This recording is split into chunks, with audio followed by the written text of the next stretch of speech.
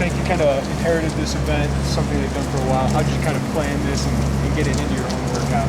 So really, Palcho and Mike Marquez, they came in with the idea that they wanted to draft teams. So we went through the whole board, first round down to the 11th round. And I came in with the events. They signed off on them, and we just stuck our heads together and made sure we got done with injury-free. Coach, you mentioned the adversity.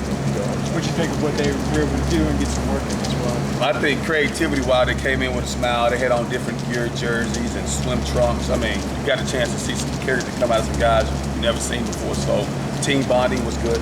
The way they competed, they rallied around each other. They wanted to win, so the competitive nature was there. And then organizational-wise, they did a good job of making sure they took care of their team, and they were on top of it. So I was pleased. Coach, they mentioned the adversity of like people going through challenges in everyday life, and they're trying to exemplify that out here. Can you talk a little bit about that process, about what they were trying to show you? Yeah, so really what they wanted to do was they wanted to come out and just really donate their time. This had nothing to do with a personalized workout that we put together as a group, me and my staff. This was these guys saying that they wanted to come out and show that they care about the rare diseases that can actually be impacted through donations. And lifting weights is a great way for us to just really display how much we care. So that's what the objective was, and I believe we did a great job of getting that done. I think both those guys mentioned the sled push and how, maybe the beginning of the time when you got here, not many guys could move that. How did it feel to, really see about a dozen guys or so really get that thing going? Yeah, I believe we might have had 2 guys that can move up to 800 pounds. And now just to see those guys, combination of putting their cleats in the ground and then get some more force and power behind them. So seeing them do it is pleasing.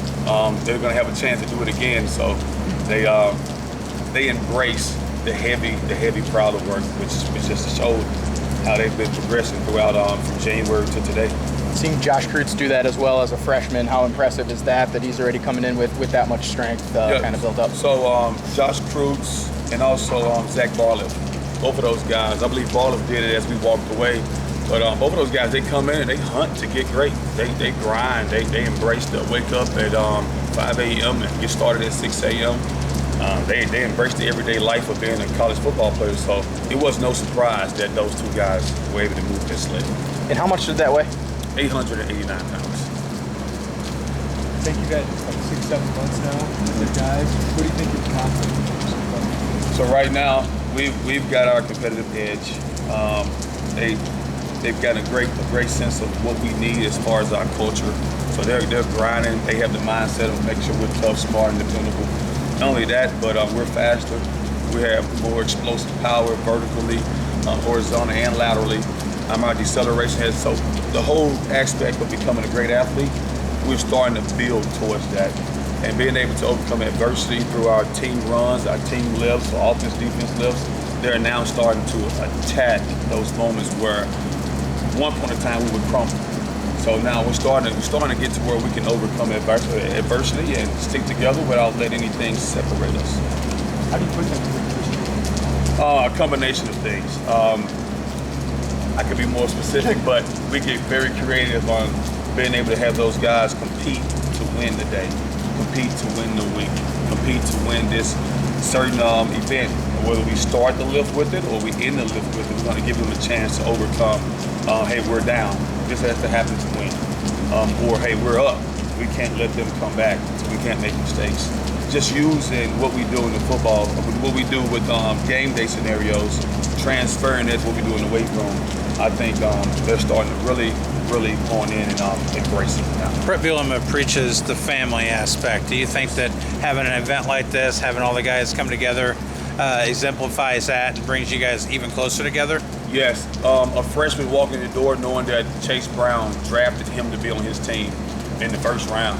I mean, that's powerful. And he let them know through text message, through group messages that, hey, you're a part of this team, and we might not have anything that we like to do together outside of winning, which is going to help us get a lot stronger. But the first week we got in, I would always pull guys, what's his first name, last name, hometown, high school. And it was fail. Now those guys say, hey, this is such and such from Florida. His mom likes this. He has a younger brother. So they know more about each other. And we try to tie that in with training. So definitely got a lot better with the word family. I'm sure you've already seen some competitiveness through off-season workouts, but how nice was it to kind of see that get amped up? Does that kind of get you a little bit more excited for the season as well? We see it come out of our guys at least 3 to 4 times a week. We preach compete. So being able to see these guys do it today, where they basically structure the entire thing. Coach take us through a warm-up, and then we want to do 225. We want to chin, and we want to do something with a low risk. So put it together, and they came out. From what I seen, it was a little bit of bickering back and forth, which is a part of football and a part of training. So the competitive edge is always in the air in this building. What did you think about Palcho's GM skills and sweeping everybody? So I believe Palcho is probably the most seasoned vet out of all those GMs. So he knows there's only so many events you can do, and you can see him play with his thumbs or pop the pen a few times and say, I'm taking this guy. And I'm like, I just want grinders. So Palcho was very strategic in his draft. Yeah. This guy talked about how you work a lot of soft tissue to prevent injuries. Yeah. How big is that for this team that's dealt with injuries? It's huge. It's huge. Giving them the buy-in to the hot tub, the cold tub, the contrast. Giving them the buy-in to soft tissue modalities, whether it's with tempering, Swiss swings, rumble rolls, spiky balls, no matter what it is. But more importantly, outside of that, is getting the buy-in to nutrition, hydration, and sleep. That's where it really comes into the picture, where injury prevention is really key. And then we start to think about how we program with stability, mobility, and flexibility, giving those guys stronger, stable bodies to go out and hammer down for 4 quarters. So all of that, including soft tissue, is something we've been preaching daily.